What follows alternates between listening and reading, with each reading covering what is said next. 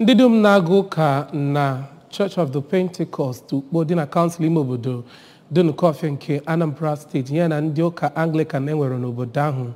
dịka Eze Solomon gara n'ihu na ekpere wee sị ka anya Chineke meghee n'isi ụlọ nsọ ya ma n'ụtụtụ ma n'ehihie ka ọ nụkwaziara arịrịọ ha bụ ụmụ uru ya dịka ha na-abịa n'ogige ya ikpe ekpere. Ka bụ ekpere ndị mmadụ kpere mgbe edoro ya nsọ bụ ụlọ ụka nke Church of Pentecost dị n'Ukpo site n'aka Archbishop Province of the Niger Most Reverend Alexander Ibezim bụ onye du ndị bishọp nakwa ndị ụkọchukwu ndị ọzọ wee bịa ofe nro ịtụ mmamma.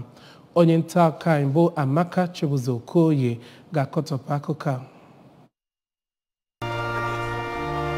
Most Reverend Ibezim onye nyere ya bụ ndụmọdụ mgbe ọ gara njem nleta na Our Saviour's Church dị n'Ọka kwuru na enweghị ihe nyiri Chineke omume wee kpọkuo ha ka ha nwee okwukwe n'ime Chineke. Ọ kpọrọ oku ka e nwee mbawanye nke ụka ebe ndị mmadụ ga-abịa na-enweta ụsa nyere nsogbu ha dị iche iche. Most Reverend Ibezim gbara ndị otu Kristi ahụ ume ka ha ji na-ahụta na ụlọ ụka ha dịka ebe a na-abịa enwe mmekọrịta naanị kama ka ha gbaa mbọ hụ na mmụọ nsọ bụ nke na-anọ n'etiti ha oge ọbụla ha gbakọrọ ọnụ iji wee chekwaba ha ma dukwa ha n'ụzọ ezi omume. Onye Archbishop ahụ mekwa ka mata na o nweghị onye otu Kristi ga-ekwe ka nsogbu nke ụwa kwụsị ya ife Chineke. Onye vika nke ya bụ n'ụka Reverend Ezumike Mgbuike gosiri obi aṅụrị ha maka ọbịbịa nke ya bụ onye Archbishop ma kwupụtakwa na ha nwere afọ ojuju.